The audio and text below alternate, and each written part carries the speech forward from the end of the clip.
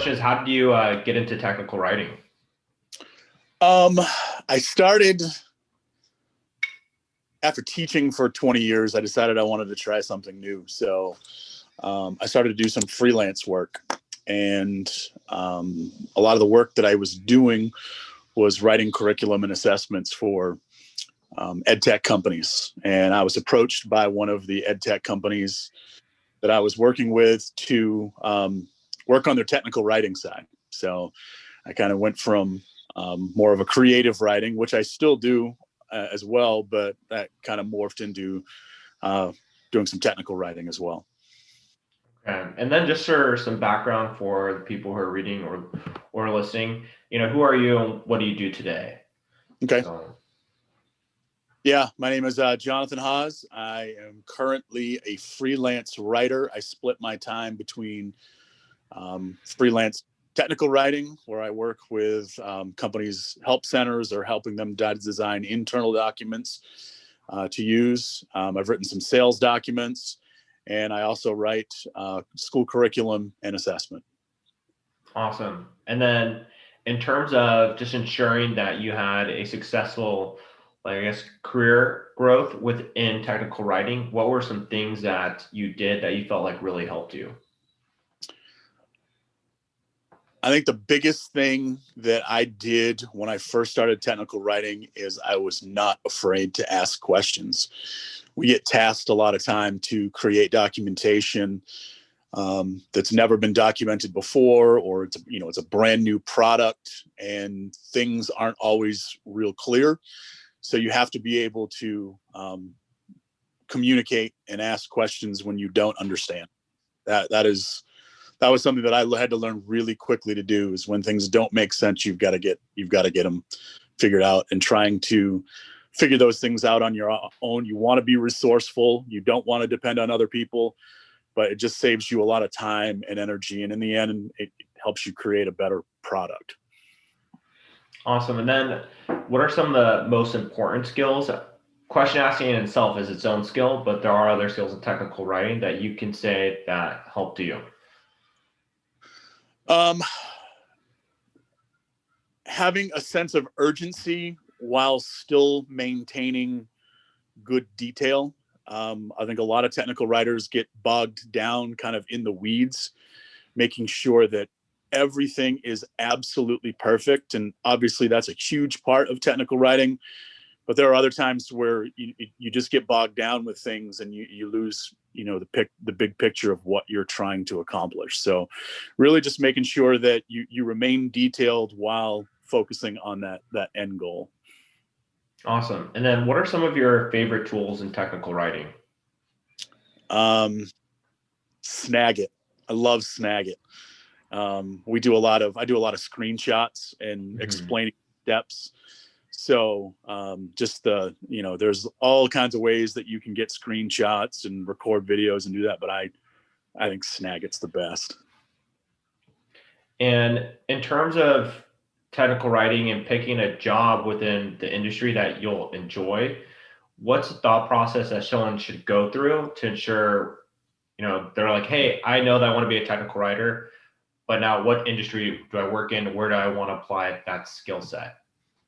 Technical writing is such a broad term that it doesn't always describe what's out there real well. There are jobs where you are just doing a lot of real technical type writing, but there are other jobs that there's a little bit of marketing involved, and almost every company needs some type of technical documentation done. So you try to find a company that you either have experience with, and hopefully positive experience with, or when you read the job requirements, technical writing job requirements vary so much. One thing you want to go in is you want to make sure that the tools they use are tools that you're familiar with, because there's not a lot of time. A lot of these technical writing jobs are contract jobs, so there's not a lot of time for training, and so really, I guess, making sure you read a job description.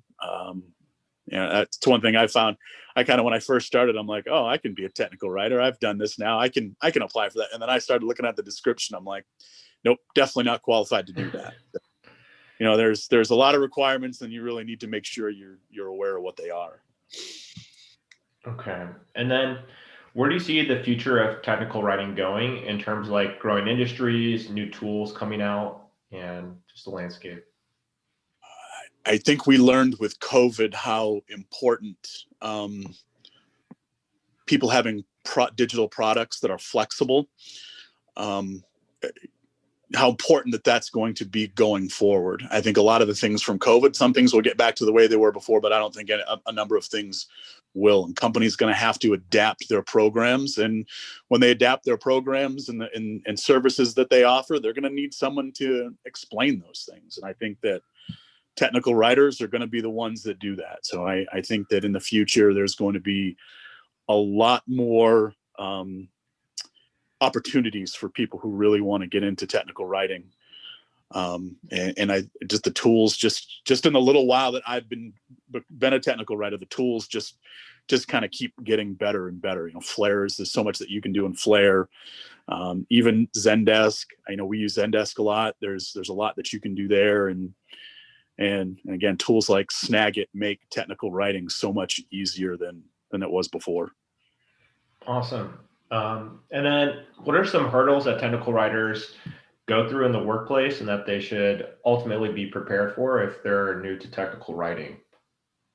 A lot of times we work with developers, Mm-hmm. and developers have their own very unique and defined terminology that they use for developing products, whether it be software or something that you need to put together. And you need to be able to communicate with those technical writers, find out exactly what it is that they're trying to say and do, and then turn it around and put it into words that the everyday consumer can understand. And there are developers that are really awesome at helping you with that, and there are some that struggle with it. So that is one area that I think if you can build your technical background knowledge of developing, especially on the software side, that really makes your job as a technical writer a lot easier.